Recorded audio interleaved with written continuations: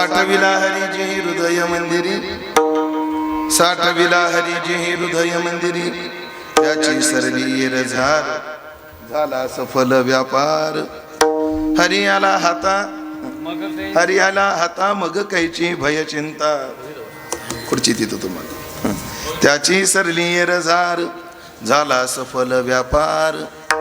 तुका म्हणे हरी काही उरोने दी उरी, तुका म्हणे हरी काही उरोने दी उरी, त्याची सरली रझार झाला सफल व्यापार.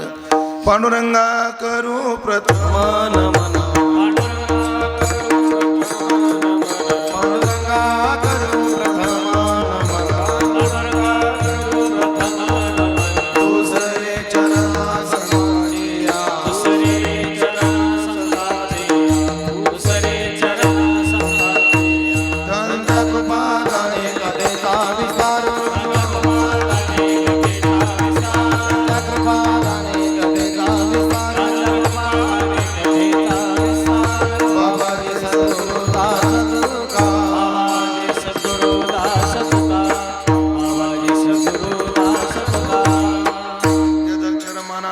आनंदम मज केवलम श्रीमन्योरोती नाथेती ख्यातम दैवतमाश्रयी.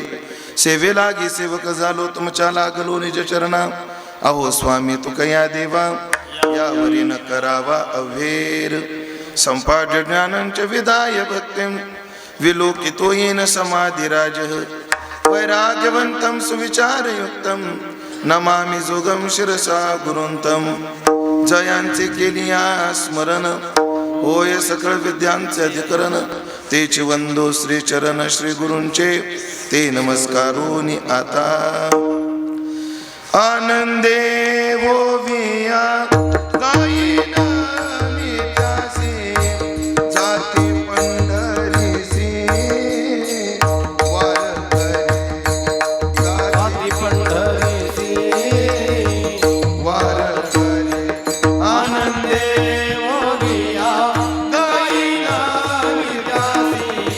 जाती पंढरीसी वारकरी. जाती पंढरीसी वारकरी. आनंदे ओविया गायीन मी त्यासी, जाती पंढरीसी वारकरी. आनंदे ओविया गायीन मी त्यासी, जाती पंढरीसी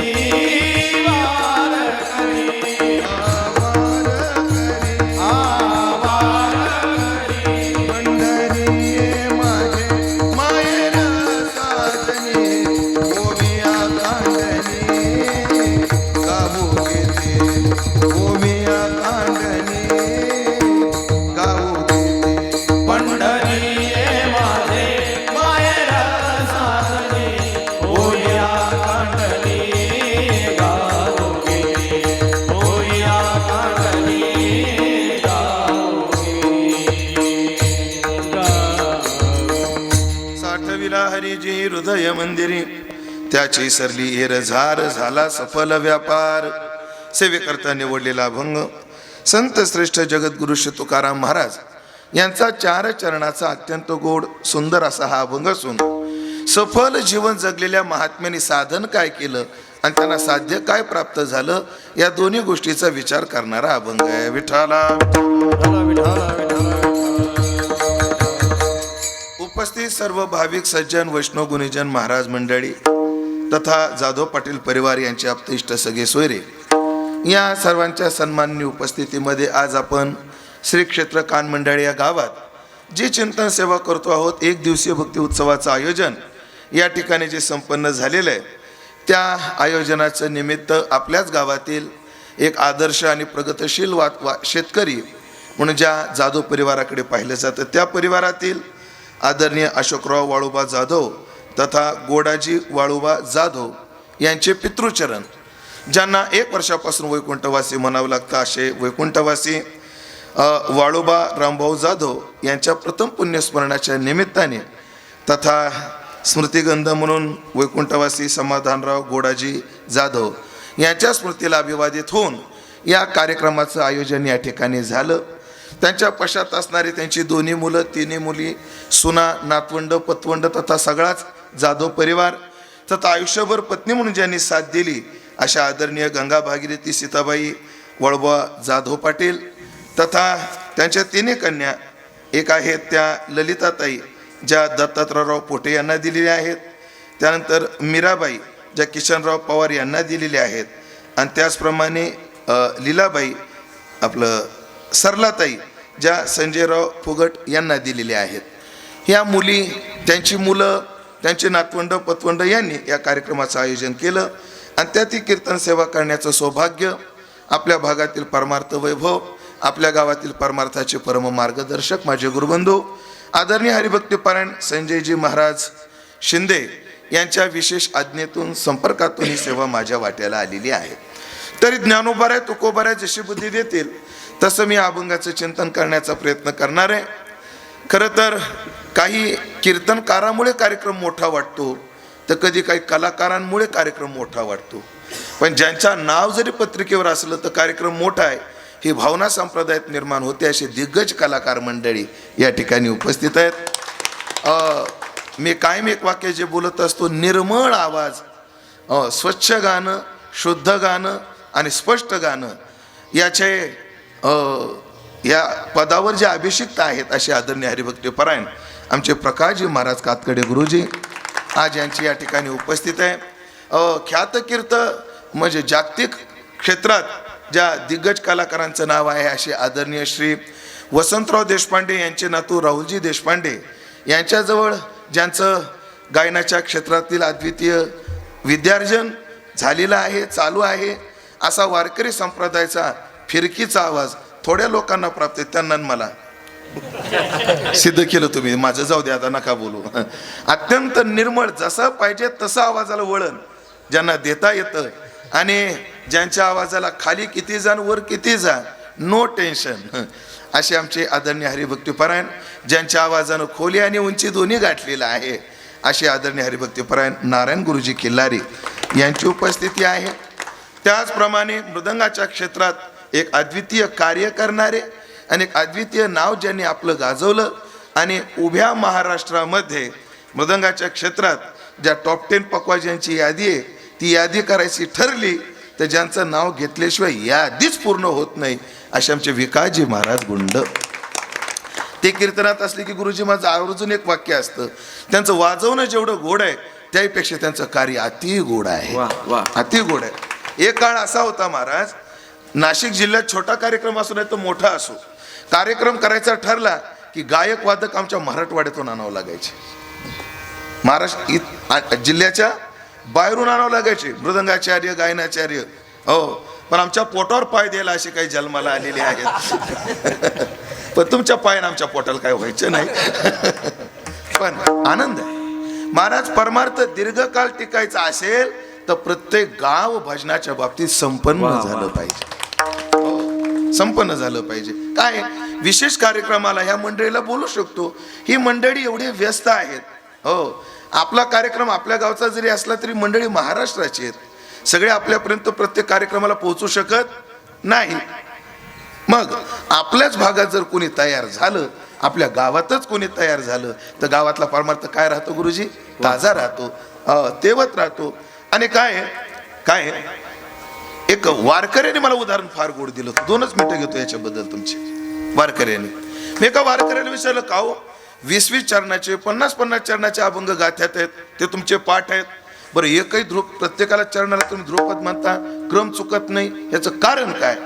आम्ही एवढं पाठ करतो, आमचं एक चरण चुकलं की दुसरं नीट येत नाही, दुसरं आलं तर पहिलंच विसरून जातं, हे कसं काय?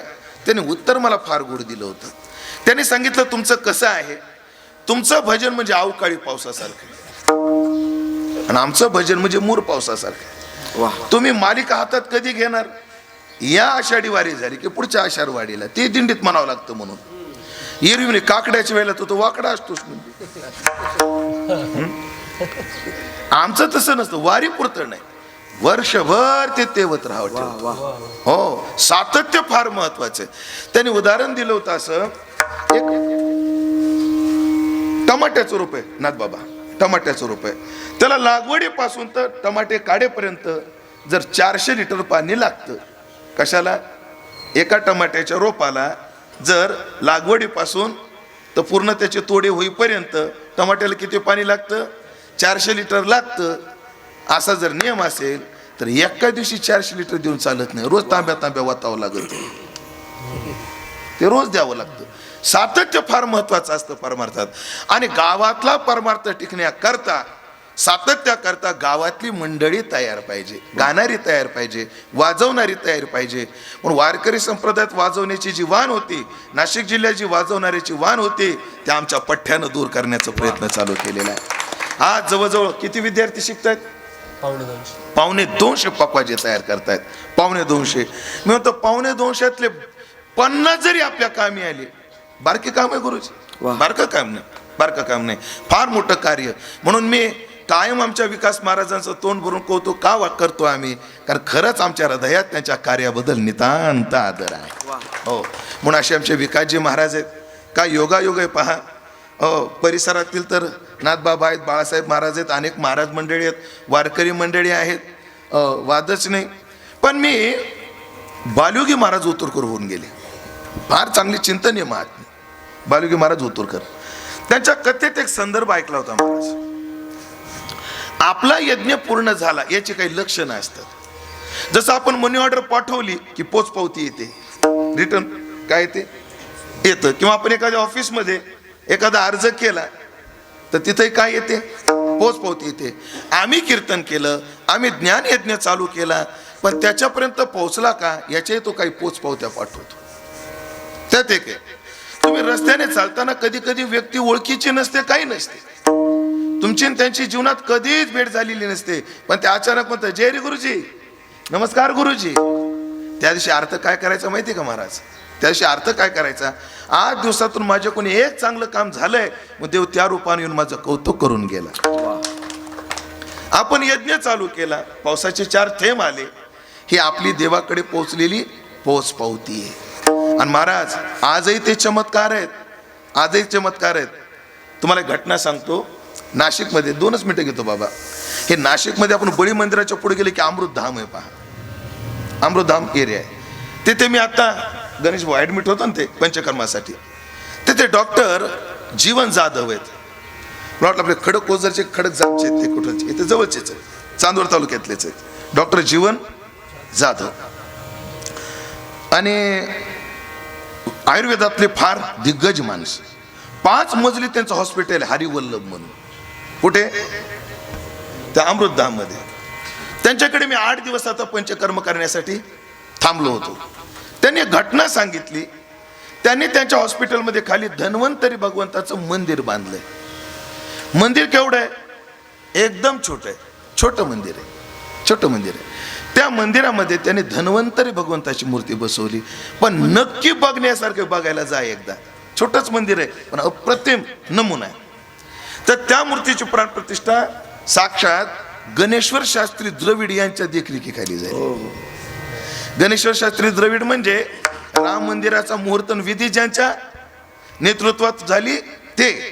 म्हणजे केली जैशी वदनी ब्रह्मशाळा या ओवीला मिळालेला अर्थ गणेश्वर शास्त्री द्रविड. काय झालं? त्या मूर्ती प्राणप्रतिष्ठेमध्ये अनेक पाणी लागतात, नदीचं पाणी, समुद्राचं पाणी. त्याच्यात नारायण गुरुजी पर्जन्याचं पाणी लागतं, पावसाचं पाणी. मग ते पावसाचं पाणी धरून ठेवावं लागतं. आपली प्राणप्रतिष्ठा असेल त्याच्या आधी पावसाचं पाणी धरून ठेवा. पावसाचं पाणी पाहिजे असतं. आणि जर पावसाचं पाणी ठेवणं झालं नाही तर मग एका हांड्यामध्ये काय घेतलं जातं? पाणी घेतलं जातं आणि वरून सुक्त एक पर्जन्य सुक्त आहे. ते पर्जन्य सुक्त म्हणून त्या पाण्यावर अभिमंत्रित केलं की मग ते पाणी पावसाचं ठरलं जातं. आणि सहज ते पूजा सामग्री आल्यावर गुरुजी म्हटले, वैद्यराज अर्थात डॉक्टर साहेब, ते पर्जन्याचं पाणी पाहिजे होतं, पण मी तुम्हाला सांगायचं विसरलो. काय हरकत नाही, आपण पर्जन्य सुक्त म्हणू. ऐका बरं, अंगावर काटा आहे माझ्या. असं ते म्हटले. 10 मिनिटात उन्हाळ्यात असे ढग आले, दन 10 मिनिटं पाऊस पडला, पाणी धरलं, मूर्ती प्राणप्रतिष्ठा झाली. ही घटना मी 100-150 नाही, या 5 वर्षापूर्वीची सांगतोय तुम्हाला. आजही पोचपावत्या येतात. हो, पोचपावत्या येतात. आपण केलेल्या यज्ञात अचानक पावसाचे 4 थेंब येणं रामकृष्ण हरी. हा देवाकडे पोहोचण्याची पावती. आणि दुसरं एक सांगितलं होतं त्यांनी, ज्या महात्म्याला आम्ही आमंत्रित केलं नाही असा महात्मा अचानक आपल्या कार्यक्रमात आला की समजून जावं आपला यज्ञ पूर्ण झाला. आणि मला असं सांगायचं या जाधव परिवाराला, आज तसं तुम्ही केलेलं श्राद्ध देवापर्यंत पोहोचले का, ज्यांचा अख्खा गाथा पाठ आहे आणि ज्यांनी बोधे बाबाचा वारसा, म्हणजे काही काळापूर्वी पंढरपुरात गेलेल्या साधकांची मायबाप बोधे बाबा होते. आता ती मायबापाची भूमिका बजावणारे, ज्यांचा अख्खा तुकोबाराचा गाथा पाठ आहे, असे प्रमोद महाराज ठाकरे आज आपल्या या चिंतनात उपस्थित आहेत. अर्थच काय, आपली पोच पावती मिळालेली आहे. हो, म्हणून आपण त्या निमित्ताने इथे उपस्थित आहोत. ज्या कार्यानं देव प्रसन्न आहे, नक्कीच आपल्या कोणी अभंगाचं त्या निमित्तानं चिंतन देव करून घेईल, वादच नाही. आज आपण ज्यांचं पुण्यस्मरण करतो आहोत ते वळोबा जाधवजी पाटील यांचे प्रथम पुण्यस्मरण आहे. प्रत्येक मुलाच्या 2 कर्तव्याचा विचार आपण कायम सांगतो. मायबापाची सेवा आणि मायबापाचं स्मरण हे प्रत्येक मुलाचं कर्तव्य आहे. त्याने मायबापाची सेवा केली पाहिजे आणि मायबापाचं स्मरण केलं पाहिजे. जिवंत आहे तोपर्यंत सेवा करा आणि गेल्यानंतर त्यांचं स्मरण ठेवा. माणसानं उपकाराची जाण ठेवली पाहिजे तर तो कृतज्ञ. जो उपकाराची जाण ठेवत नाही त्याच्यासारखा घाण या जगात कोणी नाही. याकरता एक कथा आपली जुनी विद्वान मंडळी सांगत आली. कथा फार छोटी पण फार गोड आहे. एक साधू असा रस्त्यानं जात होता, त्याला एक स्मशानभूमी दिसली. कोणाला? त्या साधूला. तर त्या स्मशानभूमीमध्ये एक बाई होती. अरे स्मशानभूमीमध्ये बाई काय करते म्हणून साधू न्याळून पाहत होता, तर त्या बाईने कावळा पकडला. कोणी? त्या बाईने कावळा पकडला. त्या कावळ्याचे पंख काढले, त्याचं मांस तयार केलं. कशाचं? कावळ्याचं. मुळात मांसच निषिद्ध आहे, त्यात कावळ्याचं मांस अतिनिषिद्ध आहे. महाराज शास्त्र किती मांसाला निषिद्ध सांगतं. कधी कधी आपल्याला सवय असते, टाचाला असं कातड आलं की आपण नखानं काढतो. काढता का नाही? नाकातली मेकडं काढतो, टाचाची अशी कातडी काढतो. हे सगळे अमंगळ क्रिया आहेत. आपल्या शरीराचं कातड जर आपण काढलं तर कपड्यात सगळं रांगोळ सांगितली शास्त्राने. एवढं मांस काय आहे? निषिद्ध आहे. मांस निषिद्ध आहे. हो. आणि मग त्यात पुन्हा ते कावळ्याचं मांस, एवढं निषिद्ध मांस, तिनं ते कावळ्याचं मांस तयार केलं. आता ते तिला शिजवायचं होतं. शिजवण्याकरता भांड पाहिजे. एका मड्याची कवटी पडली होती, तिनं ती कवटी घेतली भांड म्हणून. तिला शिजवण्याकरता द्रव्य पाहिजे होतं, तिनं त्याच्यात दारू टाकली. काय शिजवायला? ते मांस शिजवायला. मांस कशाचं? कावळ्याचं. भांड कोणतं? कवटी, कपाल म्हणतो आपण त्याला. त्यामध्ये द्रव्य कोणतं? दारू. आता शिजवण्याकरता अग्नी पाहिजे, तिनं ते चितेवर ठेवलं आणि त्याच्यात काही घाण पडू नये म्हणून पायातल्या चपला झाकून ठेवल्या. साधूला प्रश्न पडला, काय बाई, एक तर भूमी घाण, अग्नी घाण, द्रव्य घाण, वस्तू घाण, भांड घाण, आणि आता याच्यात काही घाण पडू नये म्हणून चपला झाकून ठेवल्या. कुतूहल वाटलं त्या साधूला. साधू म्हणला, बाई आता याच्यात कोणती घाण पडायची राहिली म्हणून तू चपला झाकून ठेवल्यास? आता काय पडायचं राहिलं याच्यात? काय पडायचं राहिलं? हे कसं आहे? हे कसं आहे? गटारातलं पाणी फ्रीज मध्ये ठेवण्यासारखं. तू त्यात कोणती घाण पडायची राहिली म्हणून आता तू चपला झाकून ठेवल्या. तिने असं न्याहळून पाहिलं. साधू आहे का? हो. महाराज आहे का? हो. अभ्यास केलाय का काही शास्त्राचा? कोण म्हणती? ती बाई. कोणाला? साधूला. त्या साधूला. म्हणजे महाराज तुम्ही शास्त्र किती शिकला आम्हाला माहित नाही. ह्या सगळ्या वस्तू घाण आहेत मला माहिती आहे म्हटली, पण ह्याच्यापेक्षा एक घाण वस्तू आहे, ती याच्यात पडू नये म्हणून मी चपला झाकून ठेवल्या म्हणे. अगं ती वस्तू कोणती घाण आहे म्हणे? कृतज्ञाची नजर याच्यापेक्षा घाण आहे म्हणजे. जो उपकाराची जाण ठेवत नाही तो याही पेक्षा काय आहे? घाण आहे. ऐकलं का? मृदंगाच्या क्षेत्रातला 10, गायनाच्या क्षेत्रातला 6. मृदंगाच्या क्षेत्रातला 10. ऐकलं का? महाराज हा माणूस मोठा का झाला सांगू का? हा म्हणून आमचे हे का मोठे झाले सांगू का? ते 10 ज्यांच्याकडे शिकले त्या सोपान महाराजालाही विसरले नाही. आणि आज ज्यांच्याकडे शिकतात त्या सुरेश दादालाही ते विसरत नाही. ज्यांच्याकडे 10 शिकले रामकृष्ण या बाबाजी. अर्थात आपण एक शब्द जरी शिकलो त्यांच्याबद्दल काय असावी, रामकृष्ण कृतज्ञता असावी हे ध्यानात ठेवा. एक दोहा मला सांगायचा मोह आवरत नाही, तेवढा सांगतो पुढे जातो. एका झाड वाळलेलं होतं, त्याला आग लागली. झाडाला काय लागली, आग लागली. तर नियम असा, आगी लागली या रुखी आणि ते कोणी सैरा धावती पक्षी. झाडाला जाग लागला की पक्षी काय जातात, पक्षी सोडून आपलं पक्षी उडून जातात. कशावरून, झाडावर. झाडाला आग लागली होती पण त्या झाडावर 2 पक्षी उडत नव्हते. 2 पक्षी उडत नव्हते, तिथेच बसले होते जाग्यावर. कबीर महाराज त्या रस्त्याने चालले होते. कबीरजीला प्रश्न पडला, अरे झाड जळतंय, बरं या पक्ष्यांकडे पंख आहेत तर हे का उडत नाहीत. कबीरजी जवळ गेले आणि विचारलं. ते लय गोड संवादाचा दोहा आहे आणि उत्तराचा एक दोहा आहे. कबीरजी म्हटले, का रे आग लगी इस वृक्ष को, ऐकताय ना, एवढी हिंदी कळते तुम्हाला. आग लगी इस वृक्ष को जलने लगे है पात, क्यों न उडे रे पंछियों पंख तुम्हारे साथ. या झाडाला आग लागली, जलने लगे है पात, पानं जळतायत, त्या पानाबरोबर तुमचे पंख सुद्धा जळण्याची दाट शक्यता आहे. मग तुम्ही का उडत नाही तुमच्या जवळ पंख असताना सुद्धा. महाराज त्या पक्षाने कबीरजींना उत्तर दिलं, कबीरजी आपला मित्र संकटात आल्यावर त्याला सोडून जायला आम्ही माणसं आहोत काय. कधी कधी काय काय प्रश्न विचारणं म्हणजे मुस्काडात मारून घेणं. कधी कधी असा प्रसंग येतो महाराज, प्रसंग येतो. आम्ही हरिद्वारला गेलो, तात्यासोबत प्रवासात होतो हरिद्वारला.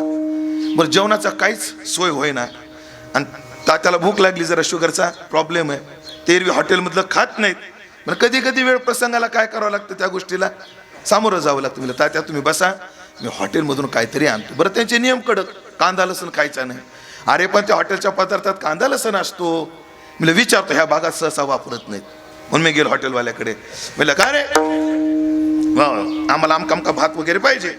ठीक है, लेकिन इसमें लहसुन प्याज तो नहीं है ना, कांदा लसूण नाही ना. नाही नाही महात्मा जी, हम यूज नाही करते. पण त्याच्या टेबलच्या खाली मला कांदे दिसले. गणेश भाऊ कांदे दिसले मला तिथं. कांद्याच्या व्यापाऱ्याला सांगावं म्हणलं, बाकी काही नाही. टेबल खाली काय दिसले, कांदे. मी वजन पाडायला गेलो त्याच्यावर. मला काय बोलता राव म्हटलं, कांदा लसूण वापरत नाही म्हणतात, त्या टेबल खाली कांदे कसे काय. तिने महाराज आम्हाला लागतच नाही, तुमच्या महाराष्ट्रातले येतात मागतात म्हणून ठेवलेत म्हणले. आता काय विचारलं नसतं तर बरं झालं. कधी कधी प्रश्न विचार मुस्काडात खाल्ल्यासारखं होतं माणसाचं. असो, ते मला असं वाटतं आपल्या महाराष्ट्राला कांद्या लसणाचा जास्त आवड का निर्माण झाली. मुस्लिम आले ना आपल्या राज्यात, त्यांनी सवय लावून गेली. ते सवय लावून गेले. कारण विचारा कांद्याच्या व्यापाऱ्यांना, ठोंबरे साहेब, मुस्लिम देशामध्ये जेवढा कांदा लसूण जातो तेवढा ख्रिश्चन देशात जातो का, नाही जात. रशियामध्ये तेवढा कांदा जात नाही, तेवढा अमेरिकेत जात नाही, तेवढा हे आखाती देशामध्ये, तुर्किस्तान, उझबेकिस्तान, बांगलादेश, असा देश आहे उझबेकिस्तान आहे म्हणून. उझबेकिस्तान मला म्हणता बी येत नाही. हे सगळे जे मुस्लिम राष्ट्र तिकडे जाऊ द्या. चला विचार काय सांगतो तुम्ही. पक्षाला प्रश्न विचारलाय, आग लगी इस, ऐकताय का नाही मंडळी. आग लगी इस वृक्ष को जलने लगे हे पात, क्यों न उडे रे पंछियों पंख तुम्हारे साथ. पक्षाने उत्तर दिलं, महाराज संकटात मित्र आल्यानंतर त्याला सोडून जायला आम्ही का माणसं आहोत काय. पक्षी काय म्हणतात ऐका बाबाजी. पक्षी म्हणतात, फल खाए इस वृक्ष के, फल खाए इस वृक्ष के, गंदे किए है पात, अब यही हमारा धर्म है, जले इन्हीं के साथ. याला म्हणतात कृतज्ञता बुद्धी. जाण ठेवली पाहिजे. मग जिथे एक पक्षी झाडाच्या फळाची जाण ठेवतो, जेव्हा पक्षी जातो ना त्या वडाच्या झाडाकडे, त्याचं फळ खातो ना, तो वड म्हणतो, का रे फळ खातोस. हो खातो. खातो फळ, ते काय हरकत नाही, खा बाबा खा, पण जाण ठेव. वड म्हटला माझ्या फळाची जाण ठेव, पक्षी म्हटला काळजी करू नको, तू नुसतं फळ दे, तुझी वंशावळ मी सांभाळीन. वडाची वंशावळ कोण सांभाळतं? कागाची विष्टे जन्म पिंपळाशी, पांडव कुळाशी पाहता दोष, वड पिंपळ याची फळं पक्षाच्या ह्याच्यातून. चला मग एक फळ जर खाल्लं, म्हणतात पांडवाचं एक शीत खाल्लं राजसूय यागामध्ये, तर शुकाचार्याला परीक्षितीचा उद्धार करावा लागला. मग ज्या माय बापाने आम्हाला देह दिला तो पोसला, आज आम्हाला हातापायावर उभं केलं. माणूस हातावर बी उभा पाहिजे आणि पायावरही उभा पाहिजे. पायावर उभा शारीरिक शक्तीने आणि हातानं उभा संपन्नते. या दोन्ही अंगाने ज्याने आम्हाला सांभाळलं त्यांच्याविषयी कृतज्ञता नको काय? ती ठेवलीच पाहिजे. म्हणून शास्त्र म्हणतं त्यांचं स्मरण करा. दशक्रिया असेल, तेरावा असेल, मासिक असेल, श्राद्ध असेल, वर्षातली जे काही नित्य श्राद्ध, नैमित्तिक श्राद्ध, कालानुसार श्राद्ध, देशानुसार श्राद्ध, व्यक्तीनुसार श्राद्ध, हे जर सर्व श्राद्ध केली पाहिजे. म्हणून अशोक भवानी गोडाजी भाऊ यांनी आपल्या वडिलाचे श्राद्ध केलेलं आहे आणि त्या निमित्ताने आपल्याला ही तासभर सेवा करायची आहे. ऐका मंडळी, निमित्ताने पण हा सगळा विधी मरणोत्तर आहे, म्हणून मरणाच्या संबंधाने आपण विचार करायचा आहे. ऐकलं का? माणसाचं जीवन दुःखी का आहे? जन्म आणि मरणामुळे आहे. ज्ञानोबराची भाषा आहे, सकळे दुःखे धामी भुंजता ती मृत्यू जन्मे. माणसाच्या जीवनातली सगळी दुःख कुठे येऊन मुक्कामाला थांबली म्हणे? जन्म आणि मरण याच्यामध्ये. किती दुःख? कायम कीर्तनकार सांगतात, तुम्हाला माहिती आहे, आध्यात्मिक दुःख, आदिदैविक दुःख, आदिभौतिक दुःख, 3 प्रकारचे दुःख. शरीरातून निर्माण होणारे रोग आध्यात्मिक दुःख, शरीर इतर जीवापासून होणारं दुःख आदिभौतिक दुःख, दैवानं देव आपलं कोपानं निर्माण झालेलं दुःख हे आधी दैविक दुःख. या 3 प्रकारच्या दुःखाने आम्ही त्रस्त आहोत. अर्थात माझ्यासमोर बसलेल्या लोकांना काय ना डायबिटीस आहे, म्हणजे काय ना शुगरची गोळी चालू आहे, कोणाला बीपीची चालू आहे, कोणाला थायरॉइडची चालू आहे, कोणाला रक्त पातळ व्हायची गोळी चालू आहे. एका वाक्यात बोलू का? एका वाक्यात, आता माझ्यासमोर जेवढे बसलेत ना त्याच्यातले 70% येताना गोळ्या खाऊन आलेत आणि काय काय घरी गेल्यावर खाणार आहेत. खरे का खोटे? म्हणजे शरीरामध्ये आपल्या काही ना काही रोग आहे, ह्याला म्हणायचं आध्यात्मिक दुःख.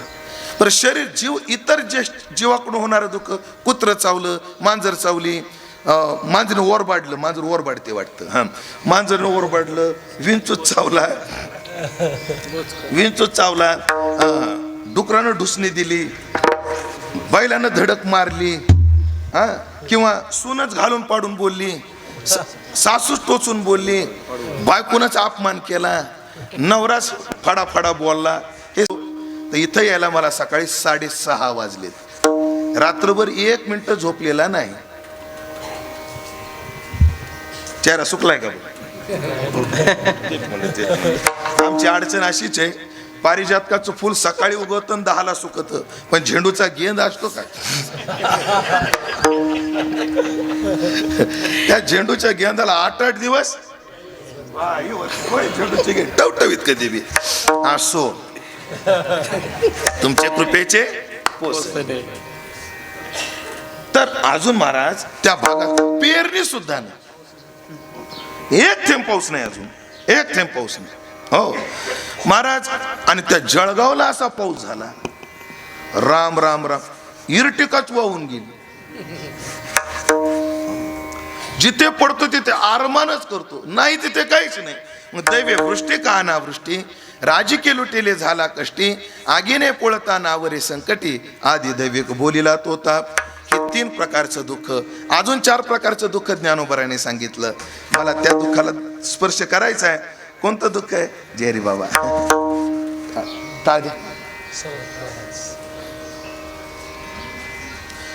आता ज्ञानोबराने जन्म मृत्यू जरा व्याधी दुःख दोषानुदर्शनम. जन्म दुःख आहे, जरा दुःख आहे, मरण दुःख आहे, मृत्यू माफ करा, क्रमानं जाऊ, त्याच क्रमानं जाऊ, माफ करा. जन्म दुःख, मृत्यू दुःख, व्याधी दुःख आणि जरा दुःख. हे 4 प्रकारचे दुःख आपल्या पाठीमागं आहेत.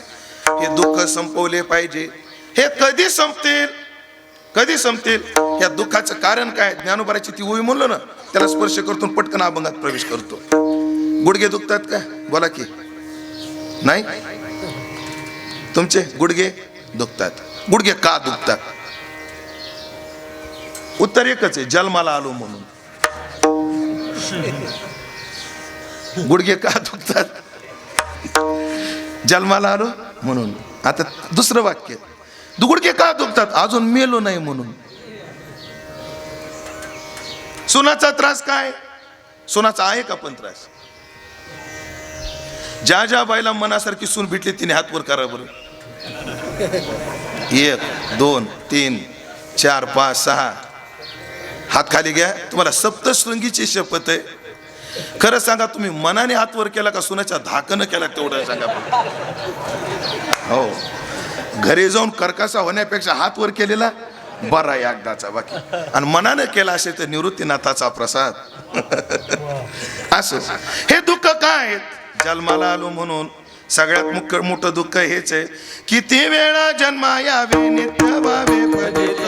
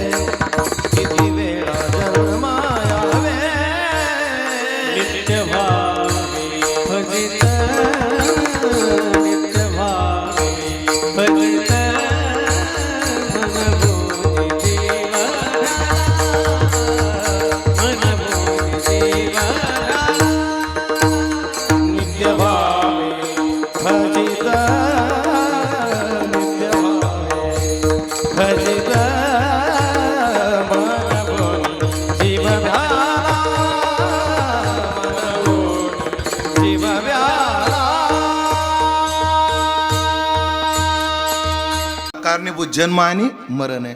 स्वतःच नाही, दुसऱ्याचं सुद्धा. प्रिय व्यक्ती आपल्या घरात कोणी आलं तर आनंद होतो, आणि आपला प्रिय व्यक्ती कोणी गेला तर माणसाला दुःख होतं, मरण होतं. महाराज अशी काही उदाहरणं आहेत. काय प्रेम. आमच्या भागामध्ये एक कांसूरकराची परंपरा आहे. तो कोबऱ्याच्या सोहळ्यातले मानकरी आहेत. 2 भाऊ, सख्खे भाऊ. त्या पिढीपर्यंत तर या पिढीपर्यंत त्यांच्या घरात काय माहिती का, 2 भाऊ जन्माला येतात. एकाला नुसत्या पोरी होतात आणि एकालाच पोरगा होता.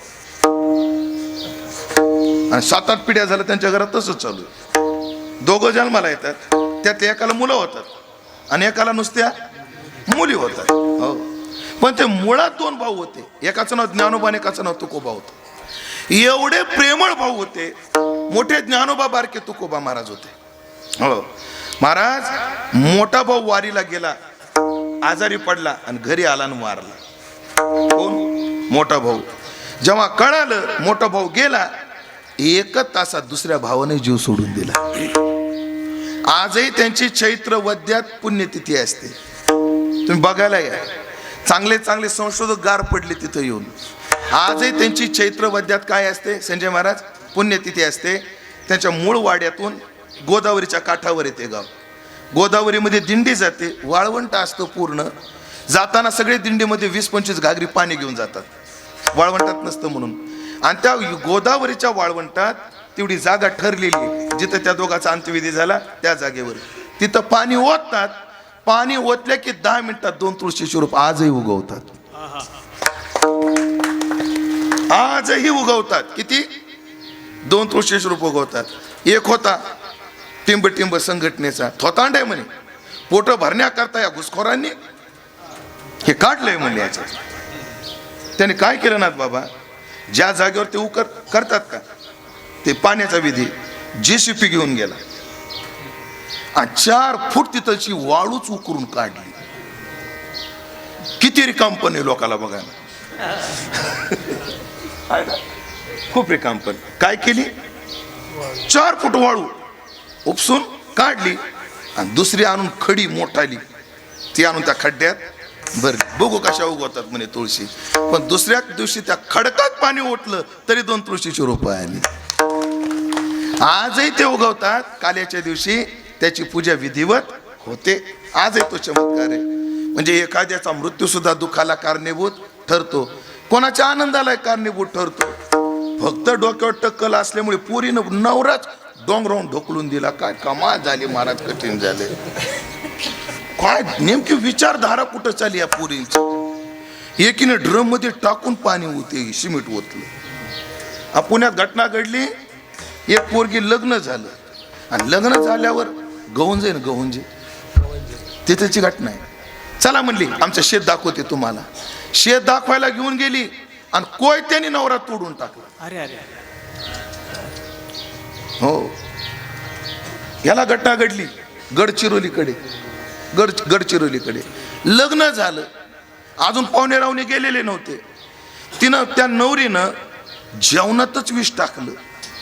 सासू सासरा ननंद तिचा नवरा नंदेचं पोरग आणि हिचा नवरा जेवायला बसला होता, पण मित्राने आवाज दिला म्हणून बाहेर गेला आणि वाचला. 6 माणसं एका दिवशी मेली.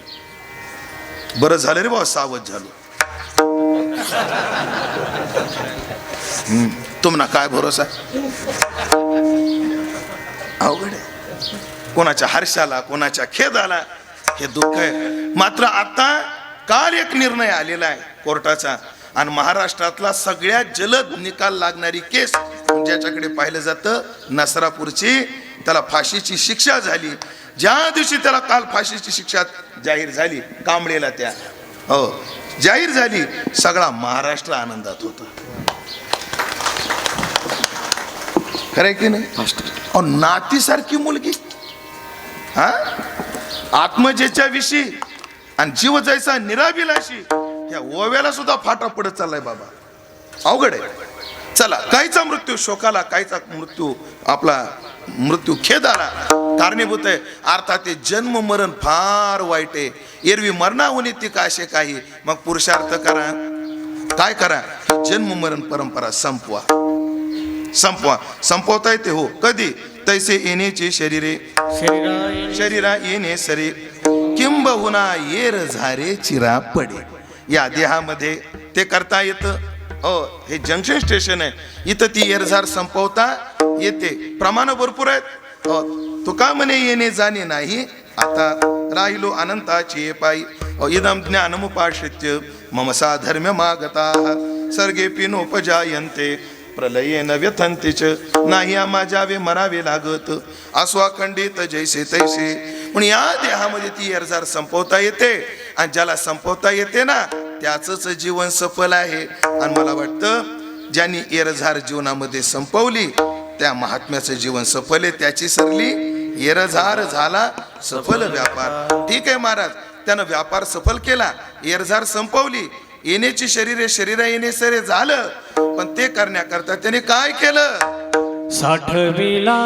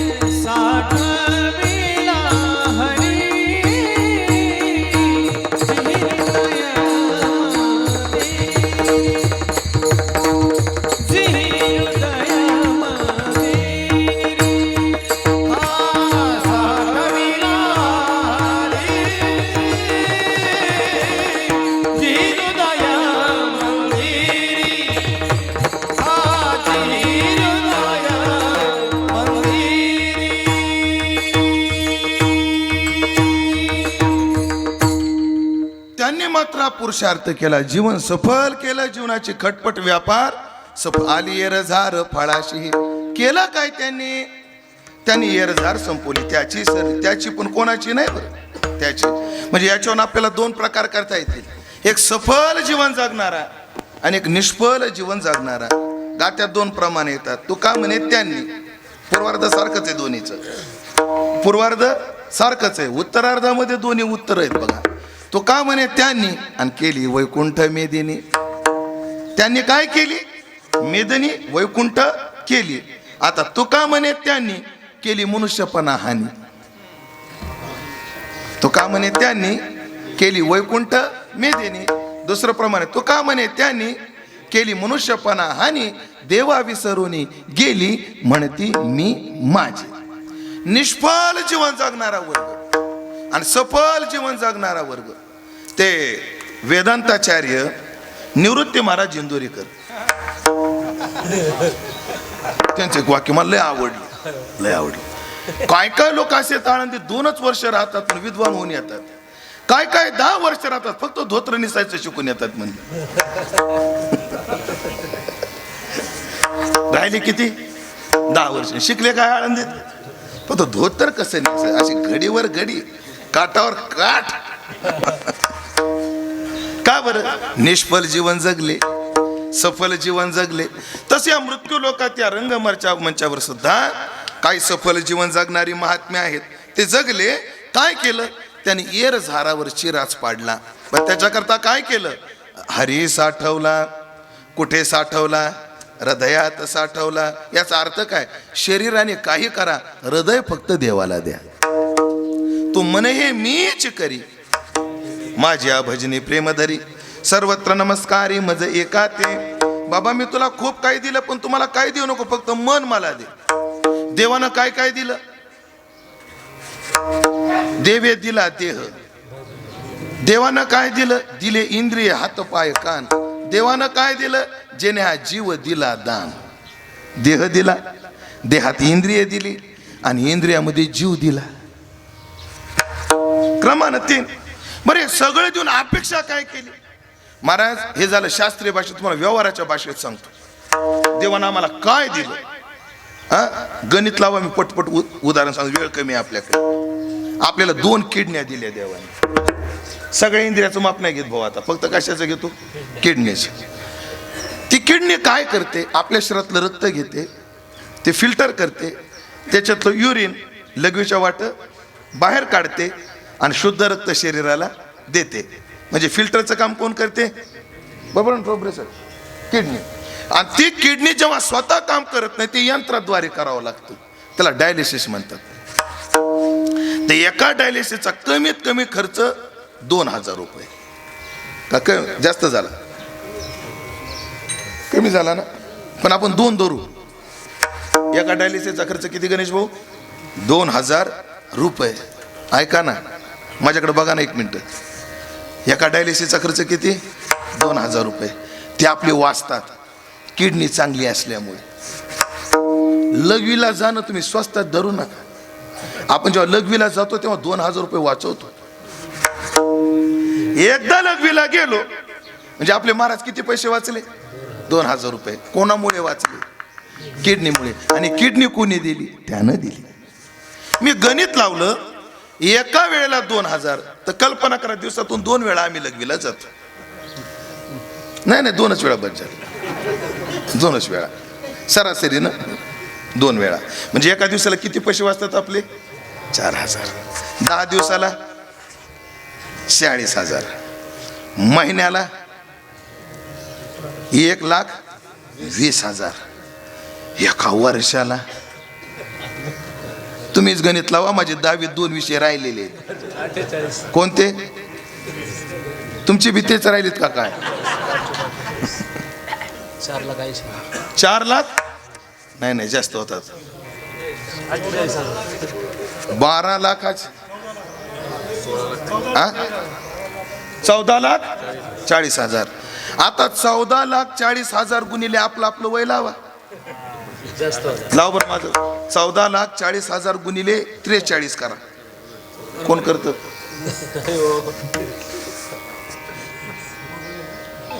आयफोन वाले करा जरा जास्त येईन गणित. 14,40,000 किती 6,19,20,000 6,19,20,000 आणि 20,000 एवढे माझे आतापर्यंत वाचले केवळ देवानं दिलेले किडनीमुळे. बजेट. आता माझं 43 आहे, ज्यांचं 50 आहे त्यांचं काय गणित लावा. बरं एवढा महत्वाचा इंद्रिय देऊन त्यांना अपेक्षा काय केली आपल्याकडून? काय नाही. आषाढी कार्तिकी विसरू नका सुखे करावा संसार, सुखानं कर संसार. हो मस्त कांदे काढ, मधात चिंगड्या भर, वर मोठे मोठे टाक, बांध कोर, दुधात पाणी घालून विक, केमिकलचं दूध कर, फक्त तुकाराम मुंडेला सापडू नको तेवढं कर. त्याकडे मोका लागल्याशिवाय राहणार नाही. हो मुका घेणारे वेगळे असतात, हा मोका साधणारे वेगळे असतात. पण मोका साधणारा आहेच नाही, मोका लावणारा आहेच हे ध्यानात ठेवा. हो महाराज सगळ्या घरात अनुभव असेच. बरं नारायण गुरुजी आता सगळ्या घरात असे अनुभव आहेत ज्यांच्या दुधावर भाकरीसारखी साई यायची ती यायची बंद झाली. पाकिटचं जे दूध येतं ना त्याच्यात साय आहे ना, कायच क्रीम काय केलेली असते, काढून घेतलेली असते. मग साय कशी काय येते, साय कशी काय येते? हो आणि काय काय दुधावर येतच नव्हती. 2 प्रकारचं दूध येतं, फॅटी आणि एक त्याला दुसरा एक शब्द मला नाव येईना बघा त्याचा, बरं अनफॅटी म्हणून काय हरकत नाही. जे दूध येतं ना ते 2 प्रकार आहेत.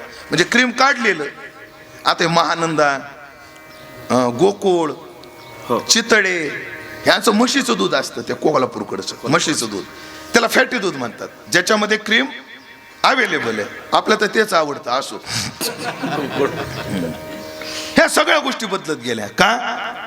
एक खरा आला तर. मला प्रश्न पडतो, प्रशासनातला एक अधिकारी जर अजून महिना झाला का नाही कोणास ठाऊक, 250 कोटीची ऑफर आहे बदलीसाठी. किती? अयो किती? 250 कोटी. एक मला दुनिया जाऊ द्या टिंब मध्ये, हा घ्या एकदाच 250 कोटी मस्त बसून राहा. पण नाही, हे काय जर नीट वागला तर एवढी प्रगती होते. भारतातले सगळेच आहे जर चांगले वागले तर भारताचं काय होईल, काय होईल, काय होईल. असो चला, मला सांगायचं काय, एवढा महत्वाचं इंद्रिय देवानं दिलं, त्याच्या मोबदल्यात काय काय नाही. सुखानं संसार करा, सुखानं करा, पण 2 वार सांडू नका. तू म्हणे हे मीची करी, हृदय मला दे. आणि मग ज्याने हृदय देवाला दिलं, पण कोण आहे हृदय देव येत नाही, तो का अंडू पांडू बंडू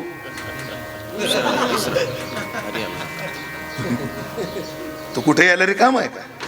मग येतो बैसलिया ठाया, येतो बैसलिया असने व्यापी देवराया, व्यापी देवराया निर्मळ हे काया अधिष्ठान तयाचे, निर्मळ हे काया निर्मळ हे काया अधिष्ठान तयाचे. आमची आजी एक वाक्य म्हणायची, अरे घर जरा नीट ठेवत जा रे, स्वच्छ ठेवत जा. माणसं टिंबला गेले तर निर्मळ जागा बघतात, म्हणजे माणसं घाण करायला स्वच्छ जागा बघतात. माझं बोलणं लक्षात आलं? आता वारीच्या वाटानं बघा, सावली पुढच्या सगळे पुढे गेलेले, पापाचे कळप ती पळती पुढे, त्यांचं भजनाचं काही देणं घेणं नाही. एकदा आळंदीमध्ये फिनोलेक्स आणलं पाणी, शेत पिकली सोन्यावानी. ते फिनोलेक्स कंपनीचा असे मोठे मोठे बोध देतात. काय काय ठरवलंय, 2 बोध भरल्याशिवाय सासवडचा घाट चढायचाच नाही. त्यांचं भजनाकडे लक्षच नाही, घ्यायचं आणि गोळा करायचं. खूप दिवस मला प्रश्न पडायचा की सासवडला 2 मुक्काम का? लक्ष देऊन ऐका एवढं वाक्य, सासवडला 2 मुक्काम का? मग मला जुन्या वारकऱ्याने 3 कारणं सांगितली. तीन कारण आहेत. एक तर द्वादशीचं पारणं असतं, एक तर आदला दिवस फार दगदगीचा झालेला असतो, 2, आणि सगळ्यात महत्वाचं त्या दिवशी सोपान काकाचं प्रस्थान असतं. म्हणून मुक्काम काय आहे, वाढीव आहे. 3 कारण, पण ही सगळी फोल कारण आहेत, फोल कारण आहे. मग 2 मुक्काम का, हे पुण्यात गोळा केलेलं वाळवायसाठी तो दिवस आहे.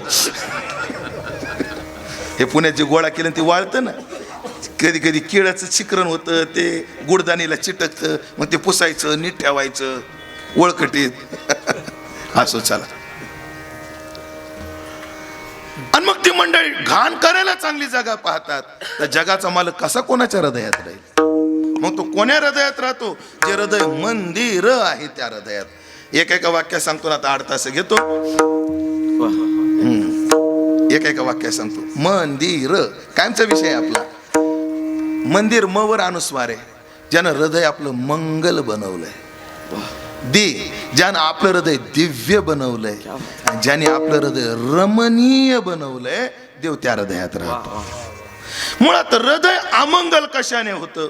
प्रमाण तू करायचं. काम क्रोधे देह मळीन, विकाराने ज्यांचं हृदय मलिन झालं, मग हे काय करतात? आधी हृदय विकार शून्य करतात. घालून या काळ अवघा बाहेरी, घातले बाहेरी काम क्रोध वेरी, बैसला अंतरी पांडुरंग. घालून या काळ अवघा बाहेरी, त्यासीच अंतरी वास दिला.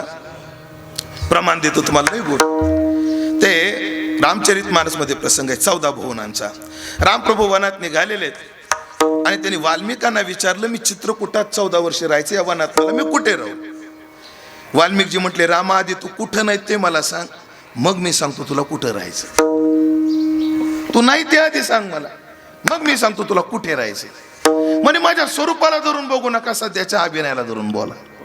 तरीही रामचरित मानस मध्ये वाल्मिकांनी रामाला 14 ठिकाणं दिले. रामा तू त्या ठिकाणी राहिला पाहिजे. 14 ठिकाण आहेत, भरपूर मोठे आहेत. युट्यूबला ना गुरुजी रामचरित मानस लता मंगेशकर टाकायचं. काय करायचं? रामचरित मानस लता मंगेशकर. त्या 14 भुवनाला लता दिदीच्या आवाजात गायलेलं आहे. पण त्याचं वैशिष्ट्य आहे, पहिलं घर पारंपरिक चालीत, दुसरं घर एका रागात, पुन्हा तिसरं घर पारंपरिक चालीत, पुन्हा 4थं घर दुसऱ्या रागात. अप्रतिम नमुना. आणि गायकांना शब्दांचे उच्चार कसे असले पाहिजे याचा एक गोड नमुना आहे. हो, म्हणून लता दिदीची गायकी काय म्हणतात? त्यांना 3 विशेषण आहेत. ती सुस्वर आहे, ती सुस्पष्ट आहे, आणि ती स्वच्छ आहे. जिथं गरज नाही तिथं जागा काढीत नाहीत लता दिदी. हो, काय लोक जिथं गरज नाही तिथं ताण का घेतात?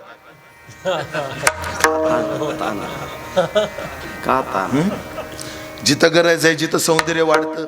आणि दुसरं अजून एक गोष्ट गुरुजी, ताण निघाली बी पाहिजे. हात फिरणं म्हणजे ताण नसतो, त्याला आवाज फिरावा लागतो. आवाज ताण घ्यावी आमच्या भगुरी गुरुजींनी, ताण घ्यावी आमच्या नारायण गुरुजींनी. देवानं ज्या त्या आवाजाकरता जे ते गाणं दिलंय, जे ते गाणं दिलं. म्हणून क्लासिक मध्ये बोलायचं ठरलं, ह्यांचे आवाज टप्पा गायकीचे आहेत, टप्पा गायकीचे ह्यांचे आवाज. हो, कैलास बुवा पवार यांचा आवाज ठुमरी गायकीचा आहे, ठुमरी गायचा आहे. कुंदन महाराज, आरूबुवा यांचा आवाज गझल गायकीचा आहे, गझल गायकीचा आहे. हा, जे ते आवाज दिले आणि आवाजातून जे निघतं तेच गाव. एक जण आलाप घेताना असा हात वर केला, एकामध्ये हात वर का केला? आवाज जात नाही, हातच वर नेला त्यांनी. त्याचा आवाज तिथपर्यंत काय होत नाही, जात नाही. त्यानं काय नेला? त्यांनी सांगितलंय, हे काय? हा षडजाचा गांधार आहे. षडजातच्या पुढचा गांधार आहे. गांधार लय कमी झाला आहे ना, मध्यम म्हणू का पंचम म्हणू? गुरुजी टीका नाही बरं कोणाची. एक समीक्षक आपली चर्चा आहे समीक्षेची. तान स्वच्छ गाणं आहे, स्पष्ट गाणं आहे. महाराज लता दिदीची आयुष्यात त्यांनी एकच लावणी गायली. लता दिदीने लावण्या गायल्या नाही, एकच लावणी गायली, राजसा जवळी जरा बसा. त्याच्यामध्ये त्या दिशी करून दिला विडा, टिचला माझा चुडा. हा शब्द तिथं ऐका, टिचला असा उच्चारलाय. खरंच बांगडी फुटली की काय असा भास होतो. स्पष्ट स्वच्छ निर्मळ गाणं असो जरूर ऐका बरं. आज कोणतं रामचरितमानस लता मंगेशकर. त्या 14 भुवन फार गोड आहेत. मला सगळे पाठ नाहीत असं कीर्तनकारानं म्हणायचं नसतं. आता आपल्याकडे वेळ नाही असं म्हणायचं असतं. ते सगळे मला पाठ आहेत असं म्हणायचं नसतं. आता वेळ कमी आहे, आपण एकच पाहू आता पुढे जाऊ असं म्हणायचं असतं. खरं तर आमच्या धंद्यातलं हे तुम्हाला सांगायला नाही पाहिजे, पण तुम्ही जवळचे म्हणून सांगितलं मी. पण कामापुरतं पाठ आहे मला. काम क्रोध मद मान मोह लोभन क्षोभन रागन द्रोह जिनके कपट दंबन ये माया तिनके ही वसंवर गुराया. काम कोह मद मान मोहा लोभन क्षोभन रागन द्रोह जिनके कपट दंबन ही माया तिनके हे वसौर गुराया. अर्थात ज्याने सगळे विकार काढून टाकले अशा मंगल हृदयात राम राहतो. आता दिव्य मन मोठं पाहिजे. काय काय लोकांचं मन लय हलकट, घर लय मोठे पण विचारले हलकट, अति हलकट. हो 100 एकरचा बागायतदार आणि खुरपालेल्या बाईला म्हणतो आ का तंबाखू आहे का, इतका हलकट, एवढा हलकट. हो नाव्याचे पैसे बुडवायचे, चहावाल्याचे पैसे बुडवायचे. अत्यंत महाराज कथा आहे, मी मागच्या वेळेस सांगितली तुम्हाला, आता सांगत नाही. हे जेव्हा मी वाचली, एका ब्राह्मणाने एका चपलावाल्याचे 2 रुपये बुडवले तर त्याला नरकामध्ये चपली एवढं कातडं कापून द्यावं लागलं. त्या दिवसापासून कोणाची फुकट बाटली सुद्धा पित नाही मी पाण्याची. एकाही टोल नाक्यावर म्हणत नाही मी महाराज. हो एका टोल नाक्यावाल्याला एक जण म्हटला मी महाराज आहे, आणि पाकिट कमी घेतलंच काय, दे टोल नाका मग जाय म्हणले. अपमान करून घ्यायचा असो. रोन वैर हत्या येणं सुटे दे देता. हृदय मोठं पाहिजे. तुमचं उदाहरण सांगतो. सून अत्यंत सात्विक होती. आहेत काय कायच्या नशिबीला. मग हात वर केला होता ना त्यांना. सून स्वयंपाक करत होती, डंगरी जेवाय आपलं सासू जेवायला बसली होती. सासू जेवायला बसली. सासू ते कस काय ते कधी कधी चुकून खरं निघतं माझ्या तोंडातून, मी काय करू त्याला. जेवायला बसली. ऐका ना, मस्त मुगाचं वरण, जिऱ्या मोहऱ्याची हिरव्या मिरच्याची फोडणी, त्याच्यात थोडं हिंग,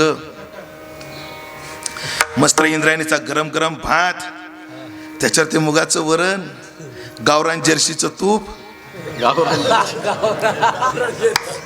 नाही गावरान जर्सी नाही, मस्त लोणकडे तूप, बाजूला कोरडी दोडक्याची भाजी, मेथीची भाजी, पापडाची चटणी, शेंगदाण्याची चटणी, गरम गरम कांद्याचे खुसखुशीत भजे. कोणाच्या ताटात? डंगरीच्या. कोण म्हणलं? आणि सून गरम गरम चपात्या करायची, सासूच्या ताटात टाकायची. काय भाग्यवान आहे हो सासू. पण गिळलं पाहिजे ना हलकट मनाच्या लोकांना.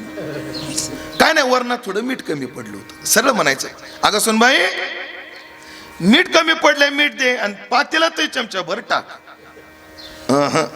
ना तो अभ्यास करत होता. बाळो काय करतो? आजी अभ्यास करतो. अभ्यास केल्यावर काय होतं रे? आजी डिग्री मिळते. डिग्री मिळाल्यावर काय होतं रे? आजी नोकरी मिळते. नोकरी मिळाल्यावर काय होतं रे? आजी पैसा मिळतो. बाळू हे कर, चांगला अभ्यास कर, डिग्री मिळव, नोकरी कर, पैसा कमव, आणि एकदा पैसा मिळाला वडाळ बोयला जाय, एक मिठाचा पुडा आणून दे तुझ्या मायला. आपल्या घरी भीक लागली, मिठाच नाही म्हणून डंगरी म्हणलो होतो मी. येडा नाही डंगरी वेडा का, डोक्यावर पडलो का तिला डंगरी म्हणायला? हृदय व्यापक पाहिजे. हो म्हणून संजय महाराज आखंडाचं वाक्य, साधू का गेट और पेट बड़ा होना चाहिए. साधू का गेट और साधू का पेट बड़ा होना चाहिए. हे फिजिकली घेऊ नका पेट म्हटल्यानंतर, हे वृत्तीवाचक आहे. ऐकलं का विकास महाराज? साधू का गेट बंगला जसा मोठा पाहिजे, आश्रमाचा आश्रम जेवढा मोठा पाहिजे, तेवढंच मोठं गेट पाहिजे का? कोण्याही गोरगरिबाला तिथे प्रवेश असला पाहिजे. हा, नाही तर श्रीमंत असले, कोण आहे ते बागायतदार आहे, मागच्या दाराने या म्हणा त्यांना. कोण आहे ते नाहीत का मोलमजुरी करतात ते, त्यांना म्हणा महाराज झोपलेले जा. वाह, साधू का गेट बडा होना चाहिए, और साधू का पेट बना होना चाहिए. दुसऱ्याचे गुणदोष पोटात घालता आले पाहिजे, घालता आले पाहिजे. एक सांगू का, एखाद्याचा दोष बघून त्याला द्वेष करण्यात केला ना, परमार्थापासून दुरावतो होतो. त्याचा एक दोष घडला त्याच्याकडून, घ्यायचं सांभाळून. हो, सध्याच्या काळात कोणीच कोणाला चांगलं म्हणत नाही बघा. थोडेच माणसं आहेत जे सगळ्याला चांगलं म्हणतात. हो, तोंडापुरतो कीर्तनात वा वा करतात, बाजूला ह्याला शुभलं का असं बोलायला, अशी अवघड परिस्थिती. हो हो, एकदा तो गाडी घेऊन निघाला तर 25% त्याची चर्चा करणारे असतातच. बऱ्याच वेळेला माझ्या कानावर सुद्धा येते की आमका आमका व्यक्ती आमक्या आमक्या जोर तुम्हाला आमका आमकं बोलला. तुम्ही मला निर्लज्ज म्हणा गुरुजी, साधू म्हणू नका, पण तुम्ही निर्लज्ज म्हणलं तरी चालेल. मला परिणाम व्हायचाच बंद झाला, परिणाम व्हायचाच बंद झाला. त्याच्या विचाराची कुवत आहे. अजूनही कितीतरी लोक आहेत, मी बैठकीत बसलो तुम्हाला नाव सांगेन, की त्यांनी माझ्याबद्दल काय काय कारस्थाने केली अशी माझ्या कानावर आली, पण अजून आपण त्याच्याबद्दल ब्र शब्द सुद्धा वाईट बोललो नाही. फक्त हनुमंतराला प्रार्थना आहे, मनामध्ये सुद्धा कोणाबद्दल वाईट विचार येऊ नये. ना कधी पक्षपात केला महाराज, ना कधी पार्टिशन केलं. नाशिक जिल्ह्यात तुमच्या वर्ष श्राद्धाची जास्त पद्धती आहे. हो, कोण्या भागात जर गेलं तर काय काय लोक आम्हाला विचारतात, महाराज कलाकार कोण सांगायचे. मी कधीच बोललो नाही त्र्यंबकेश्वरून विकास महाराजाला बोलवा, आळंदीहून यांना बोलवा, किंवा यांना बोलवा. काय नाही, तुमच्या परिसरात जे योगी असतील ते कोणीही चालतील मला. कोणी असो तुम्हाला ज्यांना बोलवायचंय, तुम्हाला ज्यांचं आवडतं ते. कारण मला आमक्याचं वाजवणं आवडत नाही, आमक्याचं गाणं आवडत नाही, असं काहीच नाही गुरु. हे कशासाठी?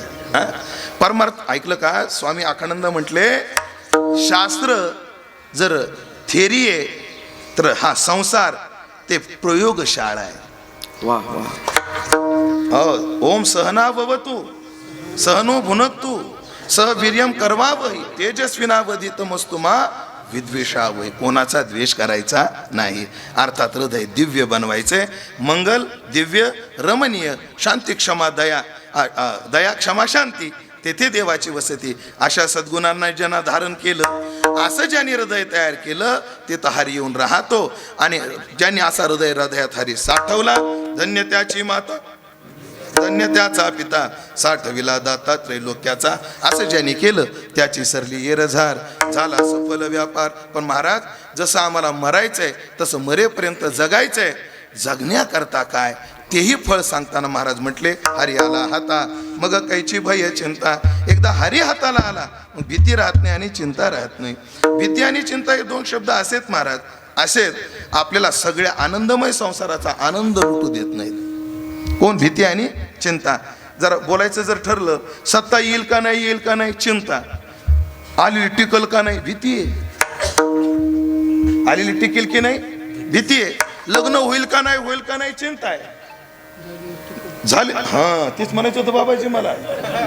बाबाजी म्हणजे झालेली टिकल का नाही याचा भरोसा नाही. अवघड आहे. हो अवघड आहे. जाऊ दे, ते कीर्तनाचा विषयच नाही, खूप उदाहरण आहेत. म्हणून मी मागेही कीर्तनात बोललो, तुमचं वय आता 50च्या पुढे बाबाजी, 74. हो, जुन्या काळात लोक म्हणायचे बायको पोसता येत असेल तर करा. आता हे वाक्य मागं पडलं. बायको पोसणं अवघड नाही राहिलं, सोपं झाले. तिलाच महिन्याला 1,500 रुपये भेटतात. ती एस टीला गेली ते तिकीट अर्ध आहे. ती जर बहीण माझी गरोदर राहिली की आशा वर्कर येऊन खायला आणून देते तिला. तिची डिलिव्हरी झाली की बाळपणाची किट घेऊन येते, सगळा अभ्यास ठेवावा लागतो. ती दवाखान्यात गेली, महात्मा फुले योजना आहे. सिलेंडर रिकामा झाला, उज्ज्वला योजना आहे. घरच नसलं, आवास योजना आहे. हा, अजून काय राहिलं? लाडकी बहीण तर आहेच आहे, ती मुख्यमंत्र्याची काही वादच नाही. बायको पोसणं सोपं झालंय, बायको सांभाळणं अवघड झालंय. सांभाळणं भीती आहे. मग ज्याच्या जीवनात ती भीती आणि चिंता निघून गेली त्याचं जीवन सुखमय झालं. हे सगळं का झालं?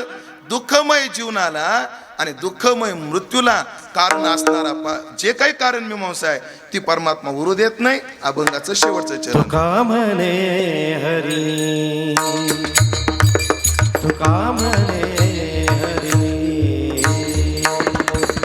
तुका म्हणे हरी, तुका म्हणे हरी, हा तुका म्हणे हरी, तुका म्हणे हरी, तुका म्हणे हरी, तुका म्हणे हरी. काही बुरानी बुरी, काही बुराने बुरी, त्यांची सरली त्यांची सरली काही बुराने बुरी, काही